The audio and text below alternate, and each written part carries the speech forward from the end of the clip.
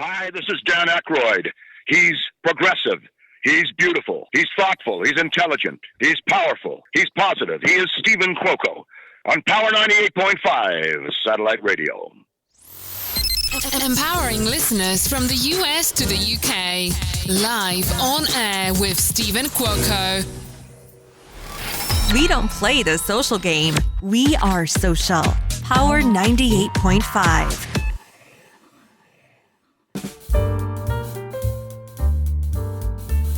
You liking that, Lewis? Like it, yeah. It's relaxing. The classical.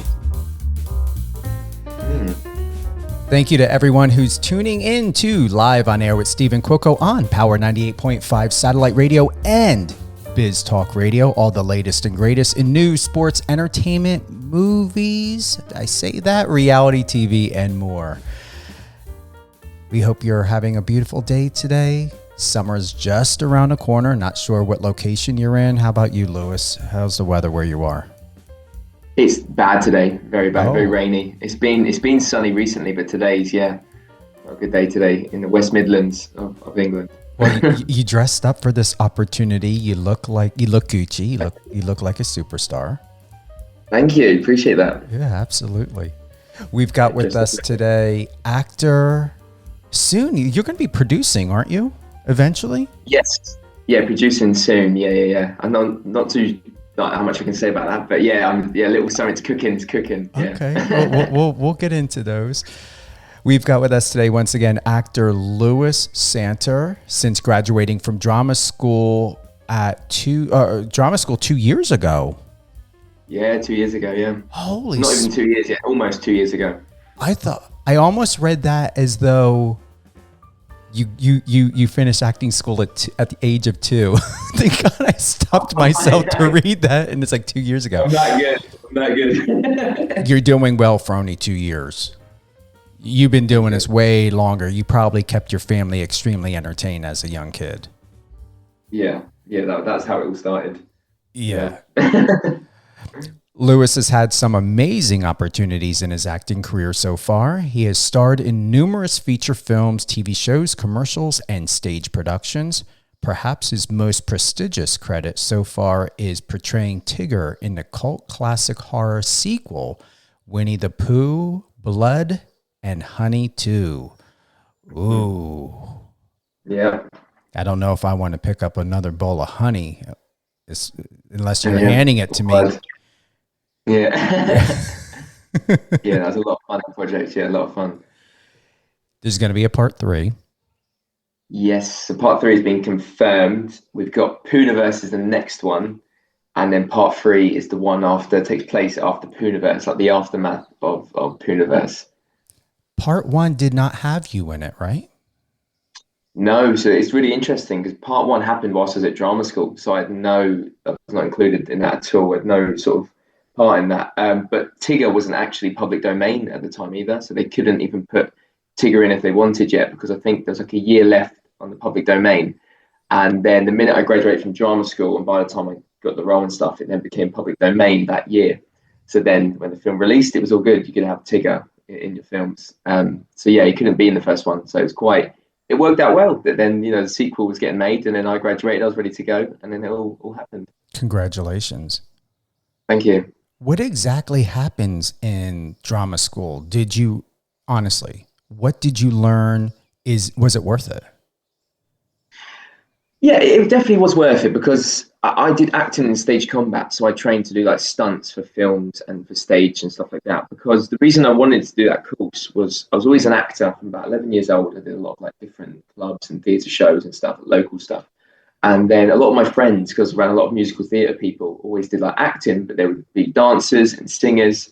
And I was almost not jealous, but almost like a bit like, I want something else. Like I feel like a lot of these, they'll do a bit of dancing on the side, a bit of, singing on the side, whatever. And I was just an actor, and I can't dance and I can't sing.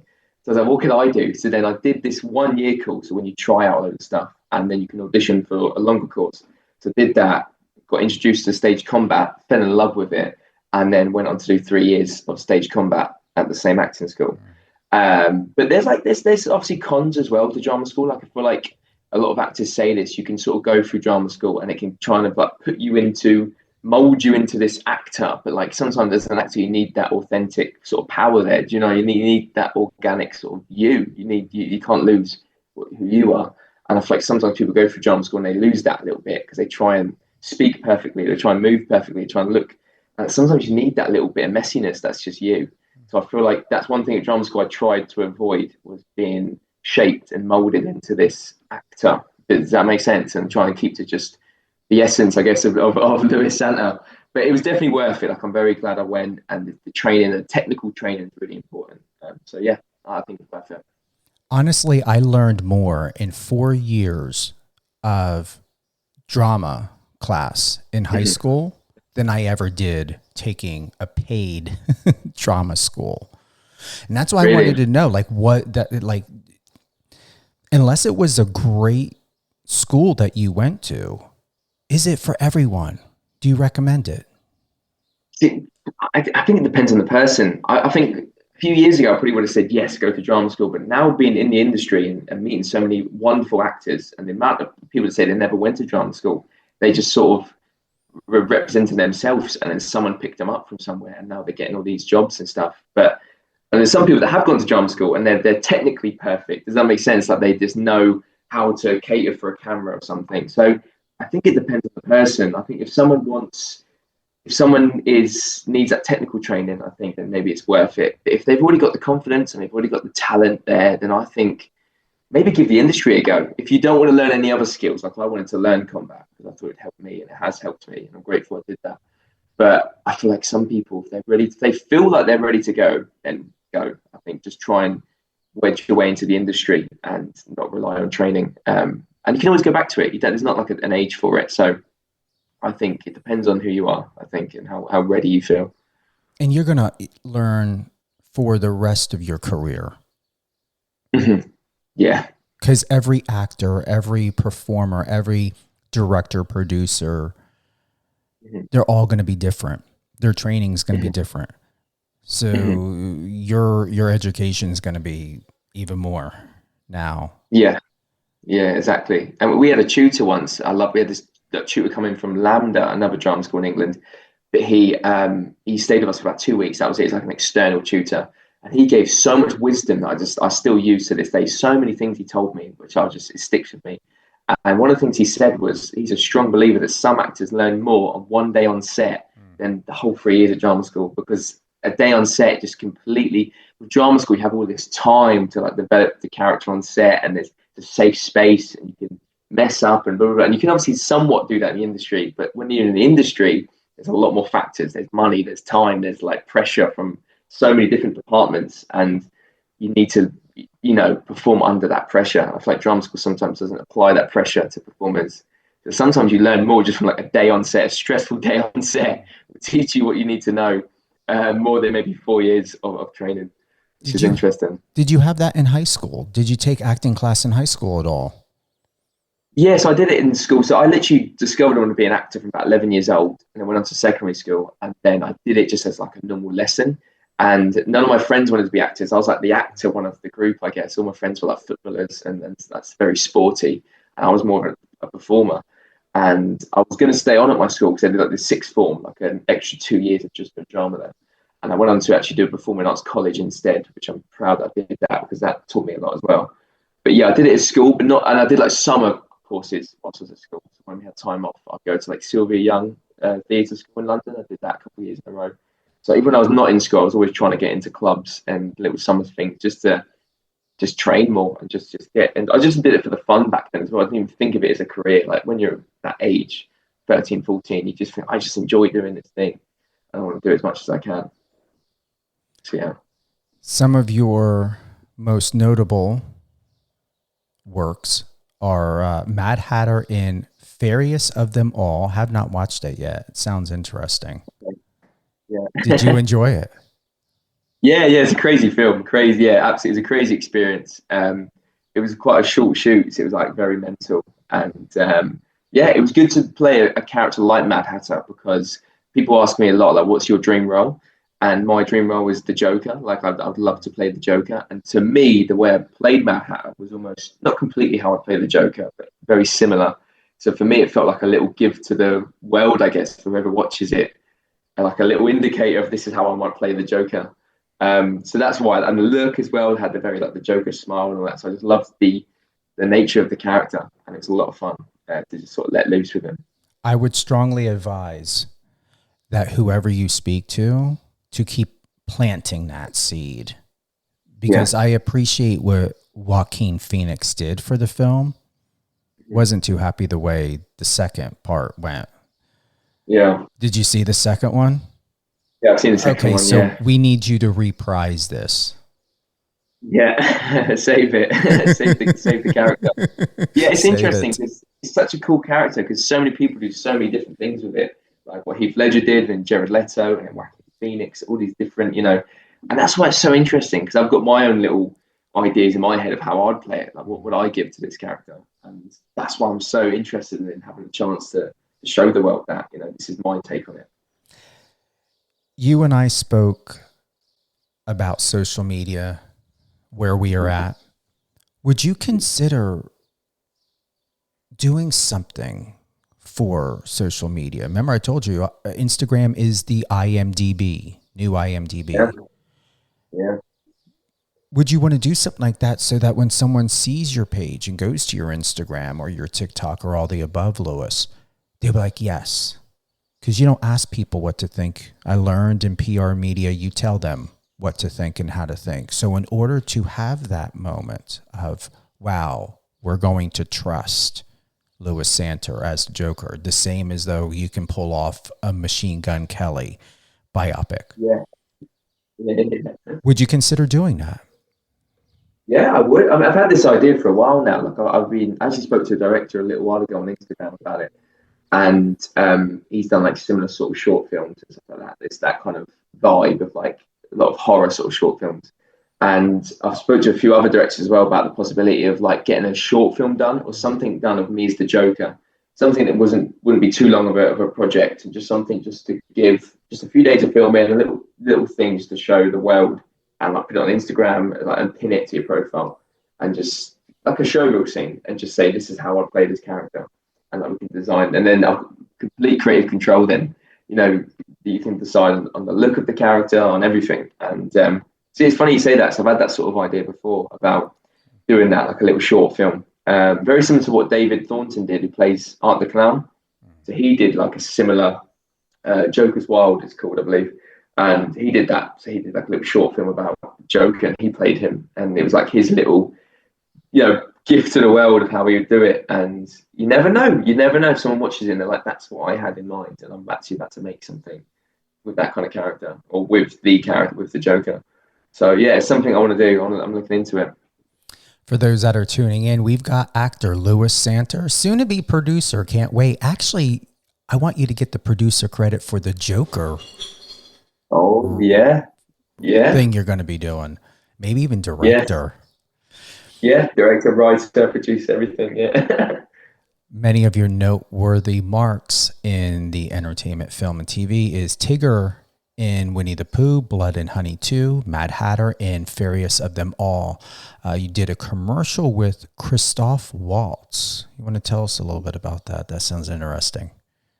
Yeah, so I got that like a few months into being, a few months after graduating, so it was quite a quick job that I got, and it was crazy because he's up in my top 5 actors. Like I've watched him for years since I was really young, and I just adore him. I think he's amazing.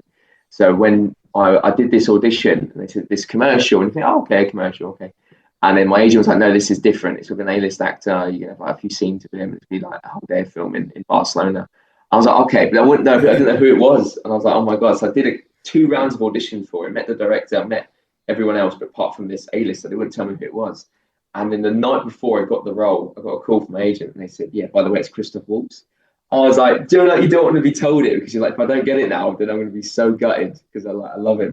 And then got the call the next morning, and they said, yeah, you got the role. Flew me out the following week, I think it was. And yeah, it was amazing. It was a full day of filming with him. And we had a little lunch break. We were chatting on our breaks, and we had a lot of improv. It's a small little commercial scene. I've worked with the director before, and he loves improv, and he loves like playing around. So it was fun to play around with a guy like Christoph Waltz, and like he was throwing in ideas, I was throwing in ideas, Tom, the director, was throwing in ideas, and it was just really magical experience. And yeah, it was great to meet him and just share the screen with him. You may again. You just may again. It's all about status. Yeah. People want That's it. people want to hire someone like you who's got status.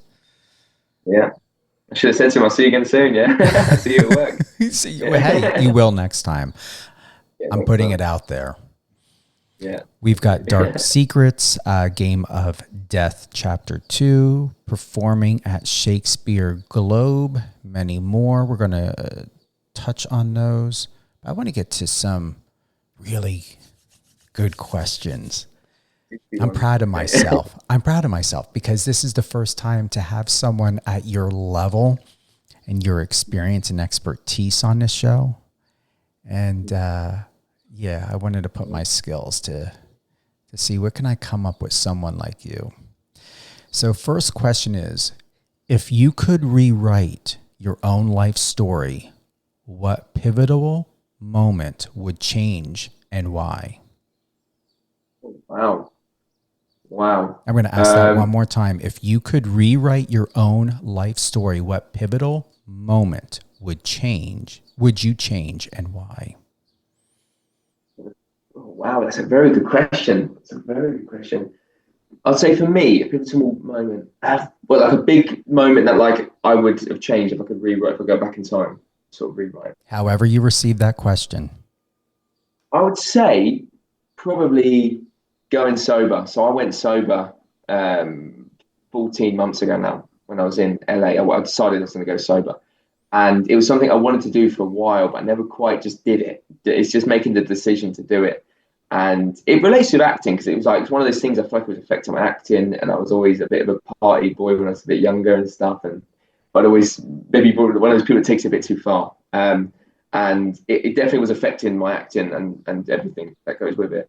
So I feel like maybe I would have gone sober, I think, sooner. I think like I'm not saying I've got major regrets about stuff, but I think if I could go back in time, I'd maybe quit it even a year before and just see what more could I have done in that year if I wasn't, so sociable going out all the time and stuff like that.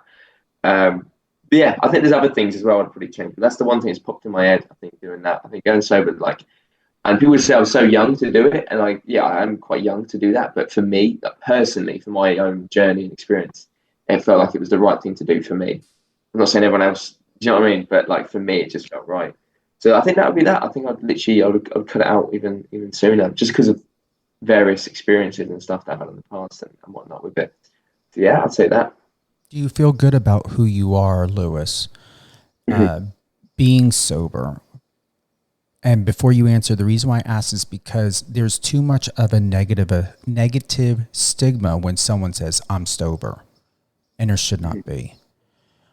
Where are you at now? What have you learned? And are people learning from you to understand that sobriety is different for everyone and the meaning will always change?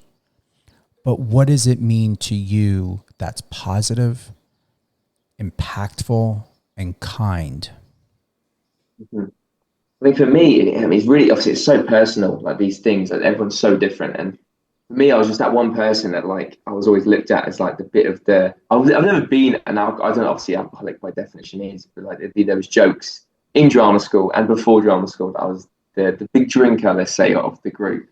And it was something I never really addressed. And then when you really go deep into yourself and then you find something bigger than that, that partying for me was everything when I was younger. I just loved it. And when I got into acting more after drama school, near the end of drama school, I just realized I was acting is my new purpose. This is something beyond all the partying and the crazy stuff I'd get up to. This is so much more important. This thing, not all the. Does that make sense? And so that for me was and I feel like you almost, it's the anxiety of walking into a room and just wanting a drink. For me, that was a bit worrying because as an actor, you should be confident enough just to sort of walk into a room and not look for the bar in the first 10 seconds of you walking into a room. And so that was a thing. And I think just going through stuff, I think when you have an issue in your life, you tend to want to have a drink. And that's just a normal, quite a common human decision. I want to have a drink now because obviously there's something going on. And that was me. I'd always, if I found something stressful, I'd want to go to the pub. I'd want to do this. I'd want to have a party and forget about it. I think when you go sober, it sounds really weird. When you sit through those feelings, you come out a stronger person because your body's sat through it. You've not escaped it. You've not escaped reality. You've not done anything. Like, you've just sat with those feelings, and that's inevitably going to make you a stronger person, I feel, because you know how to deal with those feelings now. And then even like on smaller things, like just like turning up to a rehearsal hungover, or turning up to an audition hungover, like it's just not. And my hangovers were bad. Like I actually admire people. I'm almost like envious of people that can drink, and a lot of my friends can't. And they get on with their life fine. The next morning they're like ready to go. No. I think that was never me. I was never. If I was that person, I might still be drinking. But because I was always that person that maybe took it a bit too far, and the next day just felt like death. Like you didn't want to go to an audition or a rehearsal or anything you had planned that next day, but obviously maybe get cancelled or delayed or just not get done. And yeah, so that was another big reason for me, was just to sort of be on the ball more, I guess, be more present and more accountable for everything. So that's been my experience anyway with going sober. I believe they call that a functioning alcoholic, is someone who can drink and do all that and still wake up and have a life. But what was it, or who was it that said, oh, you just don't enjoy drinking anymore, Lewis? This is a problem, or this could lead into a bigger problem. Yeah, it's interesting. I think social media, when I was younger, obviously social media wasn't as big, and I think I was on it as much. And then when I got more on it on drama school, I think I realized how important this thing was, and it was becoming huge. And now it is obviously, like you said, bigger than IMDb and bigger than all these massive platforms for acting, especially. And you see it, and you see people online going sober, and you see it, and you think it's a thing. Like, it's almost like I didn't know that was a thing that could happen. Like, I just grew up with it in my teenage years, and that's just what people do. They go out, they drink every weekend. That's how we live. That's what you do when you turn 18. You do this, you do that, and then you get open up to the world a bit more on social media. And there's like people living alternative lifestyles. They're not drinking, and to me that blew my mind, and it sat with me for years. And then I think it was just at drama school, near the end of it, I really started thinking, right, I need to sell myself as an actor now. Like, I was starting the accounts online, I was promoting myself, and I was finding myself in this industry. And then that's when I started thinking this might need to go. And it took me months to really knock on the head. It's that one big decision we have to say, right, that is it now. That is it. And that's all. Once you make the decision, it gets a bit easier. But it's just knowing when to make that decision. And it was me in Los Angeles. I was just before I went to LA. I had a few big parties. Went to LA, still recovering from those parties. And I drank a bit there, not too much. And then by the end of it, I just didn't feel my best. I just didn't feel, my best self, 100%. And that was it. I just said, I think I did say to myself, I'll give it a good month or two and see how I feel. And then it gets addictive. It really gets addictive. You get a month gone, 2 months gone. You realize you've done quite a lot in those past 2 months. You feel better in yourself. You feel more confident in a room. And then once 6 months go by, I think it's pretty, not smooth sailing completely, but it gets a lot smoother. And then it just becomes like, now I don't even really think about it. Like, I walk into a bar and I've got no problem with just getting a lime and soda or a Diet Coke or something, and then that's it. I don't even think about it anymore. But the first couple of months it's difficult because you are thinking about it a lot. And it is that people say it's the gift that keeps on giving, and I do think it is that. I do think the more you live about it, the better you become, and you can deal with just your own personal problems even better. I wouldn't say lost. How do I want to ask this? Have you found the people that were in your life? Did you come to find, once you stopped drinking, who they really are? And did they fall away from the wayside and you were at peace about that? Yeah, there's definitely friends that you realize they were like your drinking friends, and it was like, there's still friends I've got now to this day that's super close to me, and that's because I just love them as a person. But there's some people you think, every time I was meeting them, I was just getting drunk. And then the minute you're not drinking, you might go out with that same person and realize actually that's all it was. It was just the alcohol that made this whole interaction fun. And then once you eliminate that, you're like, oh, actually, I'm not really enjoying this anymore. And I think obviously, I still go out. I go clubbing sometimes if it's in the right moment, if I'm somewhere, or I still go to pubs and bars. I'm a social person. I like being out and socializing. But yeah, there's definitely people that drop off. And I think not even by decision. I never said, right, that person's gone. I think just organically, just these people just drop off, and it's nothing to do with you or them. It's just life paths. I think when you've got people going down this path, some going down that path, you're naturally going to sort of, I think, just go separate. And yeah, I don't think I made the decisions where like, right, that one's gone, that one's gone. I think it was just more, organically. You look back and you think, I haven't seen that person in months, and I haven't really thought about them, to be honest. Maybe they're not thinking about me, and that's okay, because that's life. It was, you traveled. You were on a road, a plane, a train somehow, and your journey ended. Yeah, that's it. What's a fear you've conquered that completely transformed your perspective on acting and life? Ooh, it's a very good question. Oh my God. There's two. So my first one is when I was 11 years old. It's when I actually decided I wanted to be an actor. So my first 10 years of my life, I had awful stage fright. And my mum and dad remind me of this quite a lot. Like I would like the nativity shows, the Christmas shows that you have to do every year. I hated it. Like I would cry on stage the whole time. I just couldn't stand being on stage. If I had to be in a play, I'd be the character at the back. I'd want to be the tree or the rock. And then, do you know what I mean? There's no lines, just stand there. But I don't know what happened to me. I think when I was 11, I can't even tell you that the moment in my head that it was, but I just one day went for a bigger role. We had like an audition for a local little production.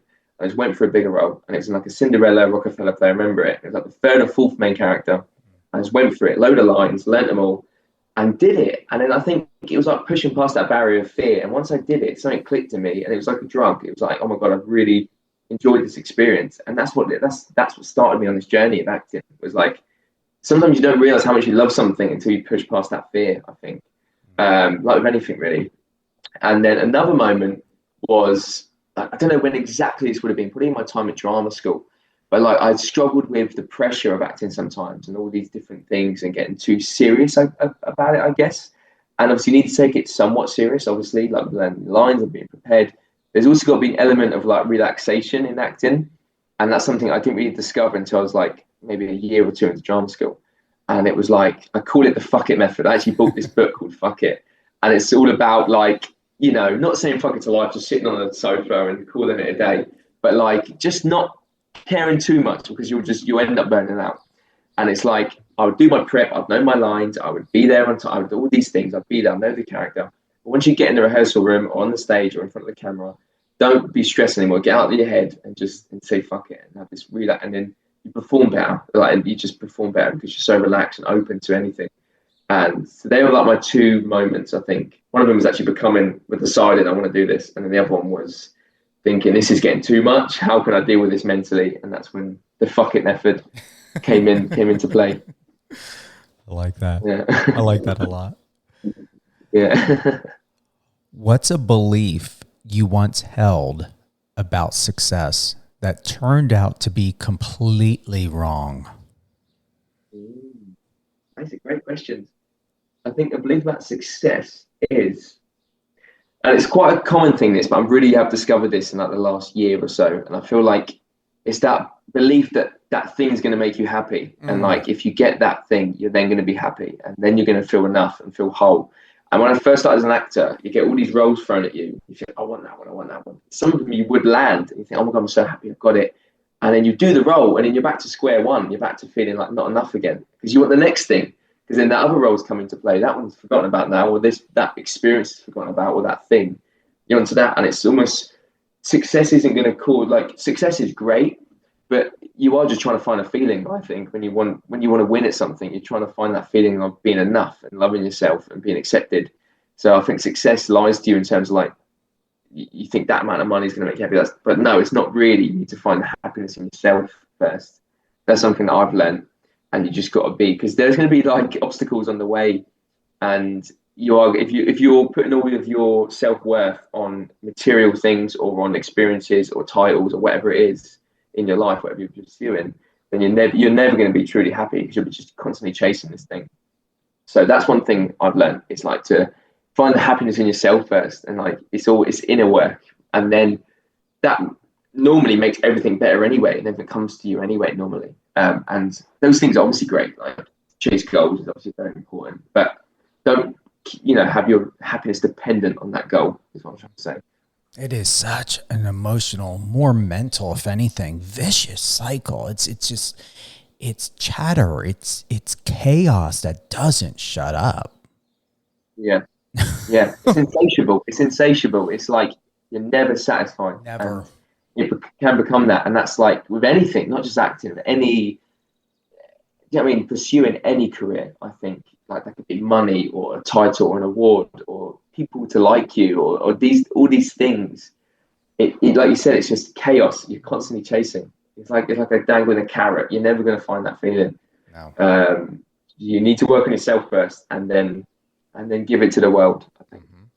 And when you do, if you do find that feeling, has anybody really put it on record that it was more than what they hoped for? Because I don't recall.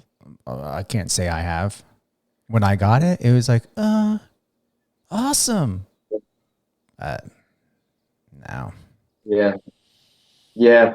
I think as well, like, it's like having your first beer or something. It's like, or whatever, your first kiss or something. It's like the first time or the second time felt amazing. But the more it keeps happening, you do become a little bit like, you're still very happy and proud of yourself. And it's nice to hear, you know, whatever the good news is. You do get desensitized to it ever so slightly. Is that what you're trying to say? You get desensitized to that feeling, and it becomes like, oh, okay, that's cool. And then, but if you've got that insatiable mindset, you're on to the next thing. You think, oh, but that didn't go right. And you're like, oh, but you just won this, or you've just done this thing. So I think it is, not having your happiness dependent on those things is very important. You said it perfectly.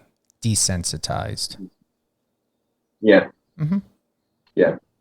I think that's it. I think you've got to be careful of that happening. Yeah. If you could have a conversation with your childhood self, what would you tell him about the journey ahead? Ooh.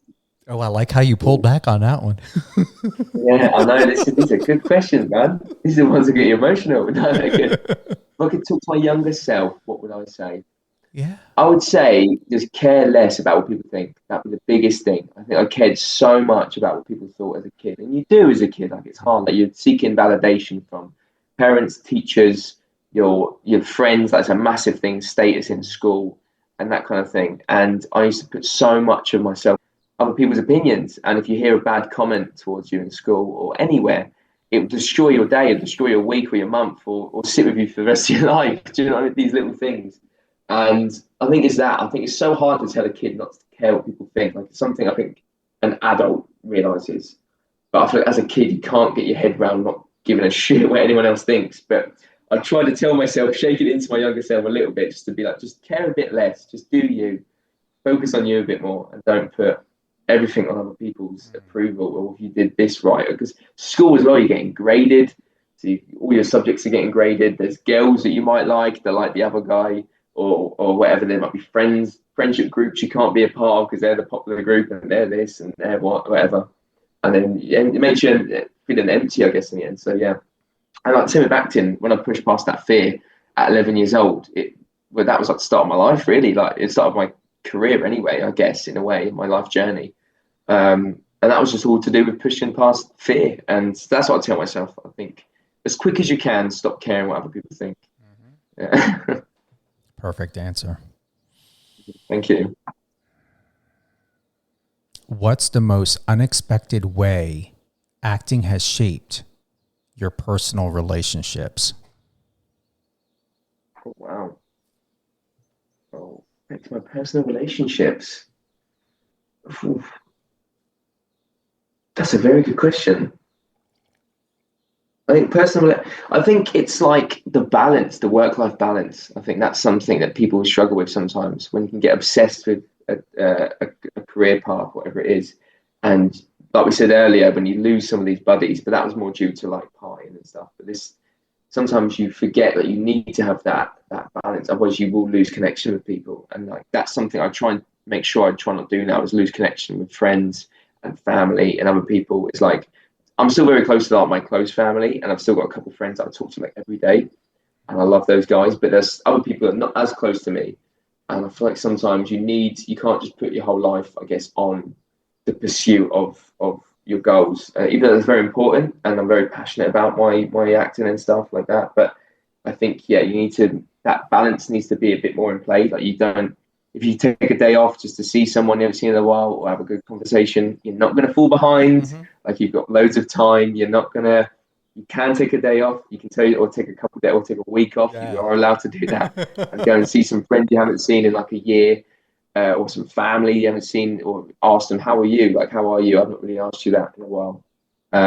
So I think that's important. I think just that finding that balance, I think, a little bit. And some people say, oh, you shouldn't have a work-life balance, which needs to be all in. But I think you'll burn out. If you're all in, you'll burn out, and you'll look back and think, there's no one around me anymore. It can be pretty lonely, I think, if you're just 100% all in on your goals all the time. So I think, that's my thing. I'm trying to work on that to this day, still trying to keep that balance. And when you come back, doesn't it feel even better than the last time you stepped back into it? Yeah, definitely. Like, there's friends from like drama school that like I've seen. Like, one of my best friends, like, we didn't see each other for a while, quite a few months, and me and him like hooked up a few months ago, and ever since then we've stayed in touch. Like, we talk all the time now, and it's so nice. It's like a reset. It really feels like a reset, and like it's nice to have a day. If there's a lot on your mind, it's nice to have a day where you just sit and have a coffee and just laugh with someone and just completely forget about the world for a bit. And yeah, like you said, it's really just like a nice reset, I think. If you had to express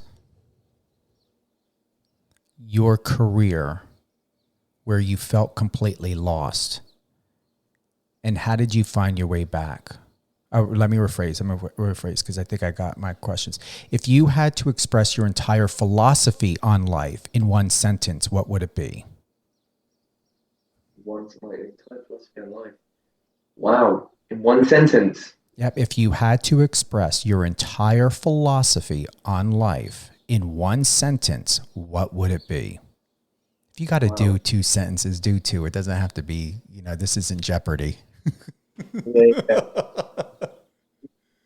a very good question. In one sentence or 2 sentences. If you can do one, really try to do one. Yeah. Really? Okay. I'm really I read all these, like, I'm reading Stoicism right now, and I read all these books. I'm always reading different like philosophical books, because I always like seeing different opinions on life. But for my own, it's hard to just nail down your own one. Remember, you're an actor. If this was improv, what would it be in one sentence? What would your answer be? I would say, remember to give lots of fucks, but also give no fucks at the same time. And I saw a quote about this about an artist, and it's perfect, because it makes no sense, but that is life. And it is like to give lots of fucks, but give no fucks at the same time. That's my philosophy on life. Okay. Because I feel like you need to do the work, because otherwise, you're just going to become, like, when I say work, I don't just mean work. Like, I mean work on your relationships, your body, your mindset, your health, everything. But at the same time, if you completely just become this robot of a human that's trying to do everything so perfectly, you'll just forget to enjoy life. That's right. And forget to care a bit less. So I think that's my philosophy on life, is remember to give lots of fucks, but give no fucks at the same time. That's perfect. And also it sums up how crazy life is and how life doesn't make sense anyway. So there we go. Yeah. I like how you're celebrating inside of yourself that you got the one sentence. I know. I'm going to write that down. I'm going to get that tattooed on me somewhere.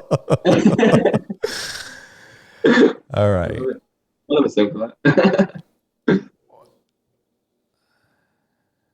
We only got a couple more questions here. What's a moment in your career where you felt completely lost, and how did you find your way back? Oh, that's a very good question. In my career, see, I feel like the 2 years of my career so far have been very, like, I've not really had a moment where I felt lost, I don't think, in my career as such. I think it's been I'm very grateful for the opportunities I've had, and I feel like there's been a couple moments where obviously I've hit an obstacle, something's gone wrong, and they felt a bit like, oh, we need to get back on track. But I'd say maybe at drama school at the moment where, like, you just get super stressed out, and that was like, going back to what I keep saying about the whole fucking thing, that was another big moment for me, was in drama school. I think maybe 2 or 3 years in, but maybe 2 or 3 years in, and I just couldn't deal with this amount of, like, work. Because in drama school you have quite a lot of workload still. Like, you got to learn lines for a show or this, and then you got to do assignments, and you got to be working on your new fighting scene. And I think that was something that, like, they treat you like a real actor. They try to treat you like someone who have a lot to do in their career. And I think that was something, was dealing with the stress of it. And I remember like really not dealing with the stress well, and really not having these feelings before. I didn't know what these feelings were. I've never been this stressed in my life. So it's like a foreign feeling. And I didn't know how to deal with it. Like I just didn't know how to deal with this thing mentally and physically, everything. And like my sleep was getting affected. And I think that was it. I think that was like I guess I wasn't really an inward thinker before. That wasn't really like something like now. I love reading like philosophy, and I love reading different things. I'm a big quote guy. I love a good quote and all these things. And I wasn't like that as much until those moments in drama school, those weeks of being stressed. And then I thought, right, you've got to deal with this in a healthy way. And then I got introduced to like meditation, which changed my life. So I love meditating, journaling, all these things. So many different things I would try just to, and supplements. I never was like, now I take quite a few supplements and stuff that help with everything. And yeah, I think that was a big moment. I think I hadn't even started my career yet, but I'm glad it happened before I did, because I feel like now I've had a couple times in my career where I'm like, twirling a lot of plates at the same time, or juggling this or juggling that, that's going on at the same time. And if I hadn't done the work on myself during drama school, I probably would have collapsed in my career. I'm glad I did it during drama school. So now I feel somewhat prepared. There's still things like stuff that throws me off, and that's inevitable. That's obviously the same for everyone. But I'm glad it happened earlier rather than later. So yeah, that would be my answer to that. Okay. What's a role you dream of? Let me start again. I think I got a little bit of back feed, or there was. Are you ready? Yes, I'm ready. What's a role you dream of playing that would push you beyond your current limits? What's a role you dream of playing that would push you beyond your current limits? Wow, that's a very good question. See, I would have said like the Joker, like we said earlier, like that's my dream role. But I don't think that would push me beyond my limits, because those characters feel somewhat like familiar to me now, because I've played a lot of psychopaths in my career. Like I seem to get a lot of castings for psychos. And who knows why, but but I love it, like they're fun. But that to me feels fun, it feels familiar. So a role that would push me beyond my limits. I think for me, I'd want a role with so much stillness. Like I'm not a very still guy, I'm quite an energetic person. So when I get a role that's sent to me like Tigger, like Mad Hatter, like all the other kids I've played and stuff like that, or comedy that I've done, I'm always a high energetic character. So there's a lot of like, you can put that nervous energy or whatever energy into that performance, and it can come out in your body or in your voice or whatever. But I think if I could have a character, I'm not too sure what character, because I mean, there's so many different examples, but a character that's stillness, a character that's very sort of, I don't know, centered in their energy would be interesting. Like maybe, I don't know, like a businessman or a politician or something like, maybe in a biopic would be cool. There's something where there's like a lot of scenes where there's just like this stillness. I think that's something I haven't really perfected yet, or even tried to really, because I've just naturally, I put a lot of me into some of these roles, as you do. And yeah, it'd be good to have a character where it's just very focused on just this and not everything else, if that makes sense at all. It does. Totally. Yeah, there's so many different examples I can think of, but yeah, character's very still, a very still character would be interesting, very subtle character. Okay. If you could leave behind one message that would outlive you, what would it be? Oh, outlive one message. I would say just, it goes back to obviously my stuff I said about like not caring too much and stuff like that. But I think it's that, like at the end of it, you've got to be on your deathbed and look back and sort of just say that you enjoyed it. Like some people, it's great to have the idea of like, oh, will my title live on, will my movies live on? That's very important, that's nice. But at the same time, make sure you enjoy this little window of life. It's like, it's a miracle that we're even alive. It's like 1 in 400 trillion chance, is it, that we're alive, like each human. So I'd say, no matter what your goal is, whether you are also an actor or an entrepreneur, whatever you're doing, whatever your dreams are, obviously it's important to have goals and try and leave behind something for this earth and make it a better place, that is through art or through anything, anything that you're doing. But just to enjoy it, like don't get too caught up on things, because it does go quick, I guess. Like even though I'm still young, but even I feel like the fact that all my studies gone now and I'm now a couple of years into my career, like that to me feels quick. And I think, just enjoy your little short window of life, and make sure that when you're in your bed, there's no regrets. You know what I mean? To like look back and just don't think, oh, I should have done that, And I know I'm very young to say that, but like I do this exercise sometimes with meditation. I actually do try and picture like the end of your life and think, what's something that I would beat myself up for now if I didn't do it. And I think if someone can do that as much as they can, then try, because it's very important to just remind yourself that if you're turning down an opportunity right now, or if there's something you're shying away from, but in 10, 20, 30 years or at the end of your life you regret it, then don't let that happen. Like, attack it, whatever it is. That's my very long message that I would say I'd leave behind. Is remember to enjoy it all. That's right. And ask yourself, because I give this as a reminder to me as well. Am I growing in the current position that I am in or not? And however my answer may be, if I were to take this opportunity, if I were to step in this role, if I were to meet this person, will it advance me from where I currently am? And that's how you got to know. Like, if where you are now, there's no growth, or there is growth, but it's not at the level or goal or expectation to where, if you're looking to get somewhere in 5 years, is where you're currently at, is it going to take the next 4 3/4 to get your 5-year goal?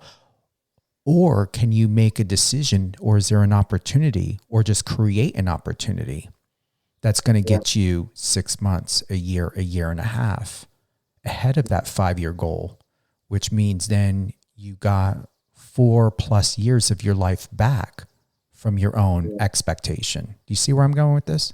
Yeah. No, that's a good way of thinking about stuff. Yeah. I think sometimes people can jump into stuff too quick, or turn down something and not realize where that could lead, and whether it is within 5 years or in 6 months. And I've like, there's stuff that I've not gone for, and there's even stuff that I've turned down, where it's like, to this day, I'm like, oh, I should have done that.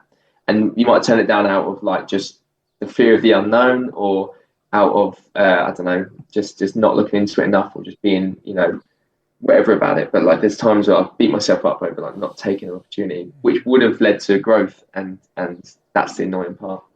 But then that leads to more growth, because you've had that experience now, so you know what to do next time.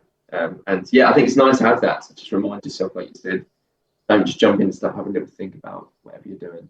Because you're going to lose either way. If you stay where you are and there's no growth, there's no way you can accumulate knowledge, connection, experience. When you do take that, it's like, what? It's like it's like you with Tigger, with Winnie-the-Pooh, Blood and Honey too. They all like, what's going on here? God, Lewis Santer's coming out. What's he going to do now? And that's what I like about this role for you, is you've paved your own road. You don't have a lane. You have a highway. You have your own interstate.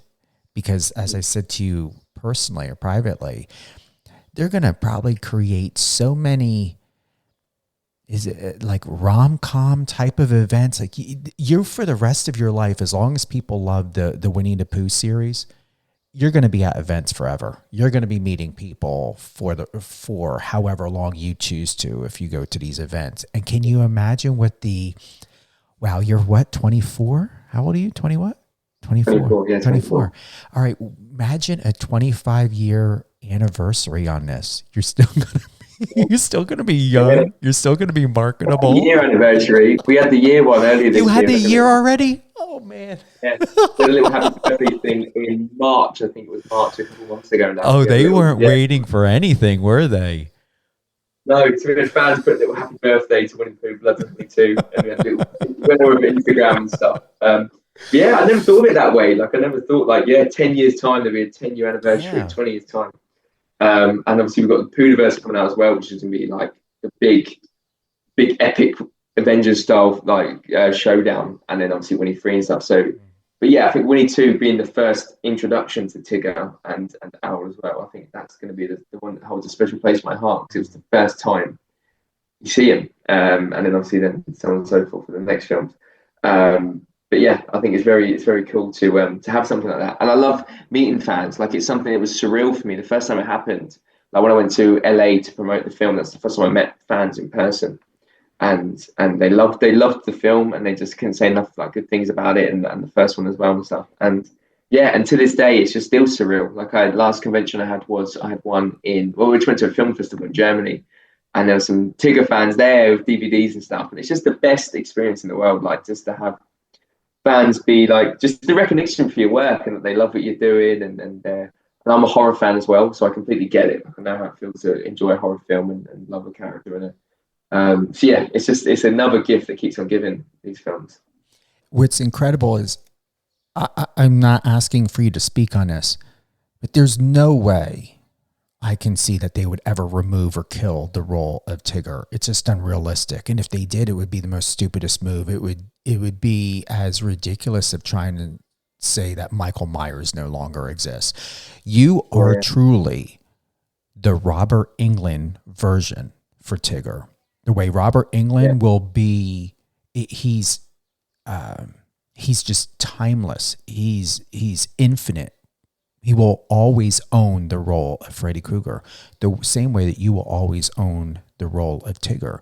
So remember this: you are the Robert Englund version, but for Tigger. I like the power, the situation, the opportunity that you're in is huge. No different than the guy who played in Terrifier.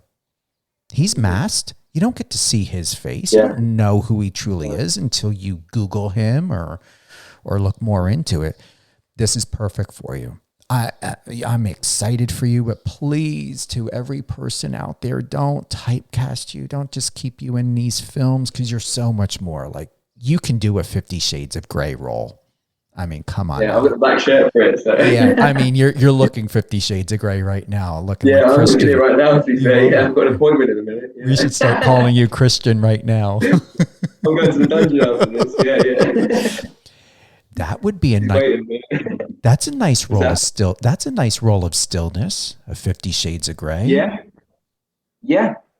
See, that kind of role, somebody who's so in control of like a situation, and it doesn't always necessarily mean control, but like even you get some like psychos that are just completely like No Country for Old Men. I was thinking that guy in that film. Is it Javier Bardem? Is that name? And he's so still as a psycho, but he's just so like.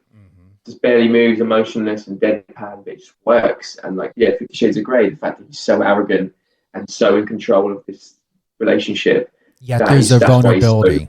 Not to interject, but there's a vulnerability. That's right there. 50 Shades of Grey. Right there. Christian Grey. That's the role of your stillness. It just came to me. Boom. Yeah, that's it. But that's, I mean, I'd love a role like that to just explore just more of this and less of like being this big character. As much as I love the big characters, it's just always good to challenge yourself. And I just know that would be a challenge for me, because I'm just naturally a very fast-paced, energetic person. And to control that and keep that under control, and probably have to have less coffee on that set, but just to control that would be a nice experience for me. It pushed me as a performer.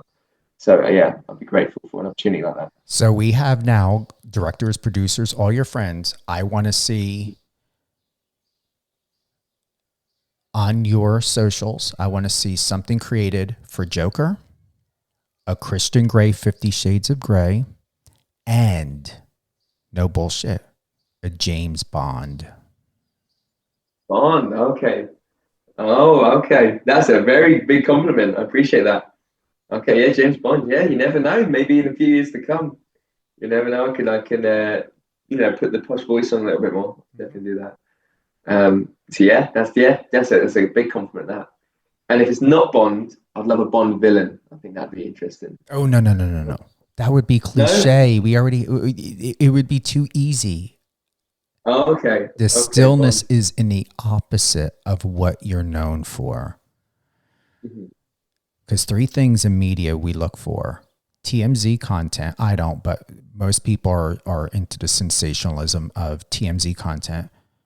A villain, which you can too easily do, or a comeback hero story. So that stillness is in that that hero that's in you, Lewis. I'm telling you right now. Yeah. And it wouldn't even be the comeback, it would be the start of something. It'd be like this, getting seen in these all these roles that are somewhat similar, and then all of a sudden bringing this to the world. And that would be very exciting. So yeah, I'll keep open to any opportunity, whether that is a 50 Shades of Grey style film, James Bond role, James Bond, anything like that. That's more, just that stillness, the centered energy. That's what I want to explore. Really want to explore that. So yeah, it's gonna happen. It's gonna happen. Any upcoming projects at all?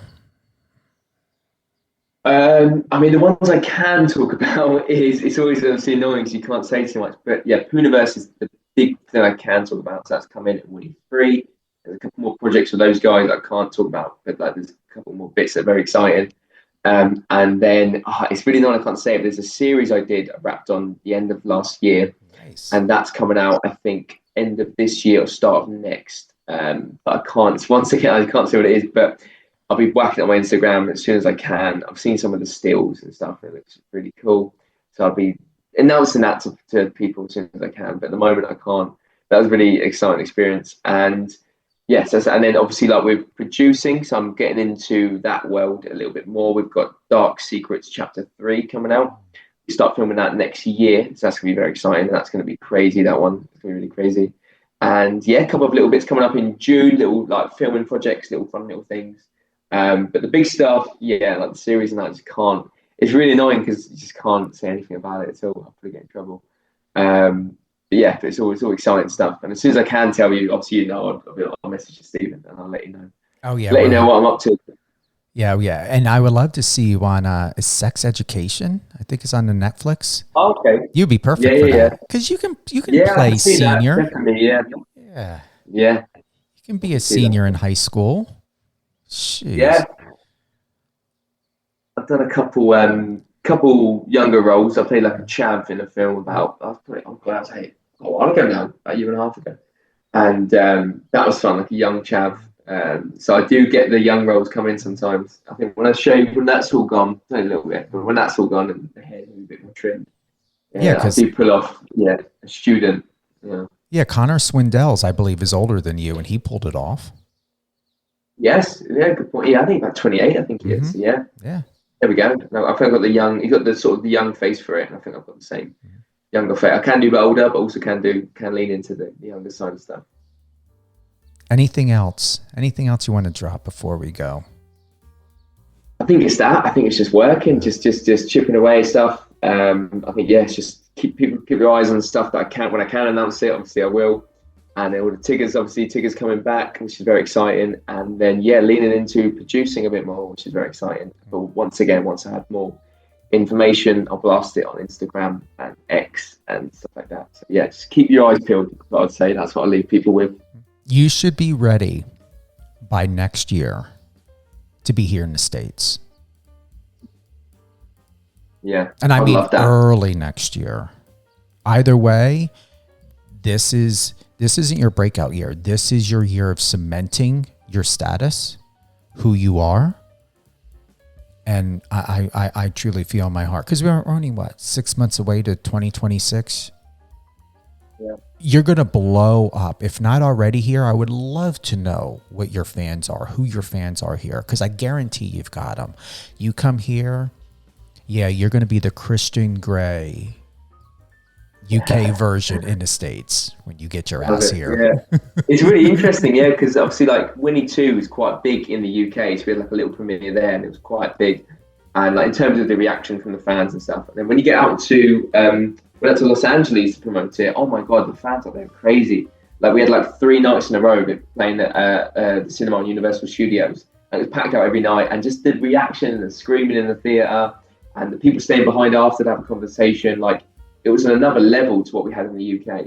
And that's when it hit me. And then a lot of my fans I've spoken to on Instagram and most of my interviews and stuff are from the States. So I was like, wow, these films are massive in the States. Yes, they are. And even to this day, like I'm going back to the States in October for a convention to meet more Tigger fans and meeting them and stuff. And I love it. Like I absolutely love the States. And I've been there before.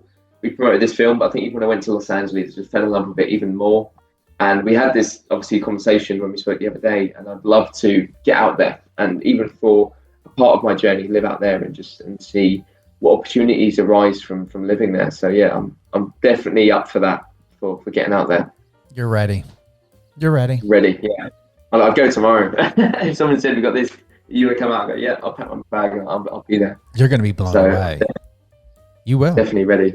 Yeah, I didn't realize how huge the Winnie-the-Pooh series is here. I didn't even know about Terrifier until I spoke to the director. And then I did more research. I was like, wow. Because I'm used to Texas Chainsaw Massacre, Friday the 13th, Nightmare on Elm Street, the 70s, 80s version. But this new style of horror, oh yeah. Your audience is huge. That's what they do so well as well. That they pay homage to all the old classics. So like Tigger, I based it off Freddy Krueger. So the voice is very Freddy Krueger-esque. And I've heard a few people apparently have told Robert Englund about this. I've had a few people message me now saying I saw Robert Englund and told him he based a character off him, and apparently he loved it. I want to tell him in person if I see him. But I based the movement off Pennywise as well and stuff like that. And then Owl is based off Pinhead. And then Piglet is very Leatherface, Texas Chainsaw Massacre-esque.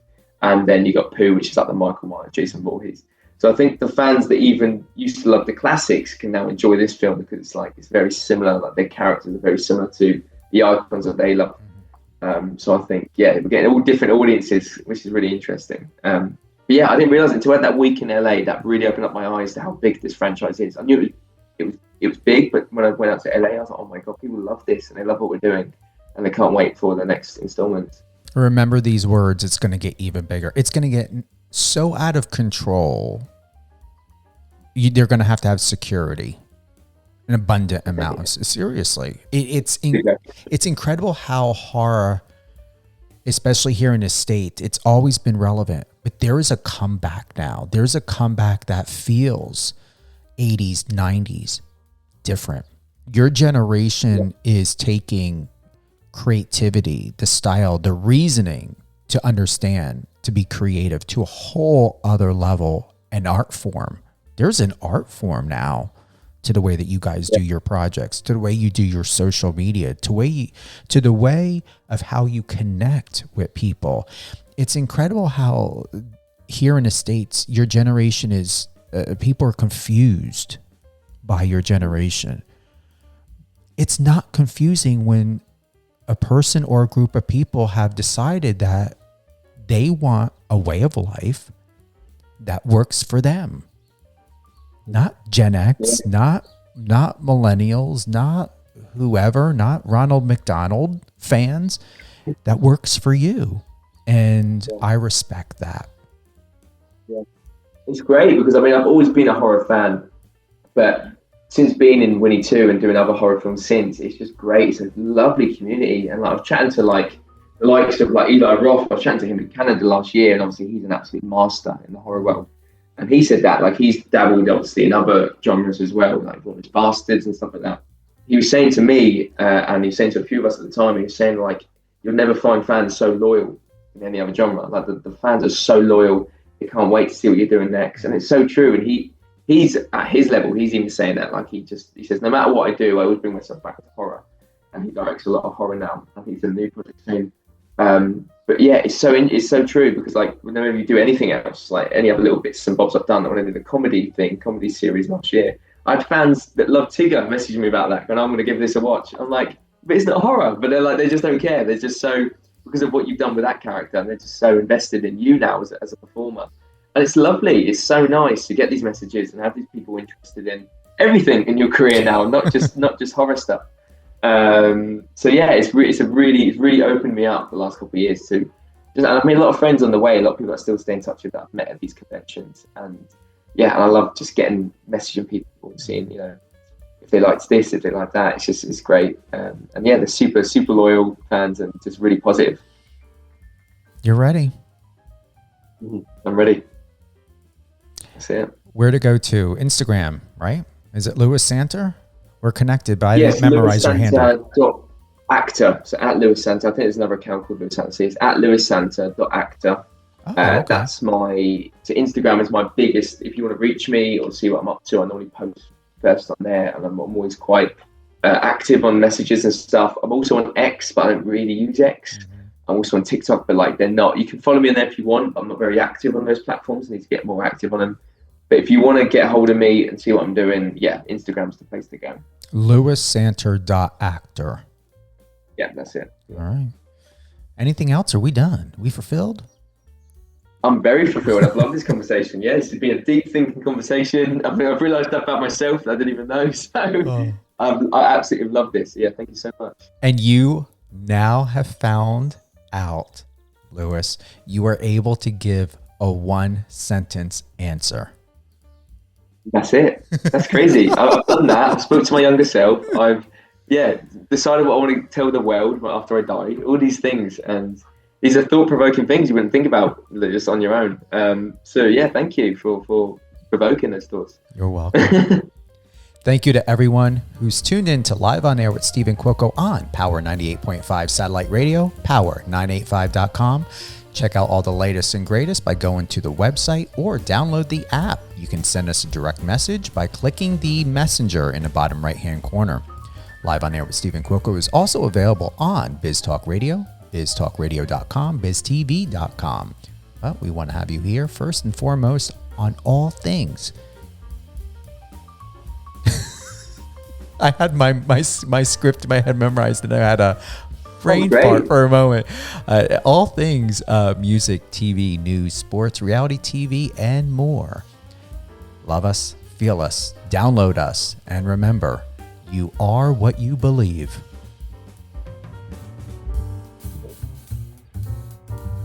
I like that. You like that? You are what we believe. Yeah. You are what you believe. That's a good quote. Oh, wicked.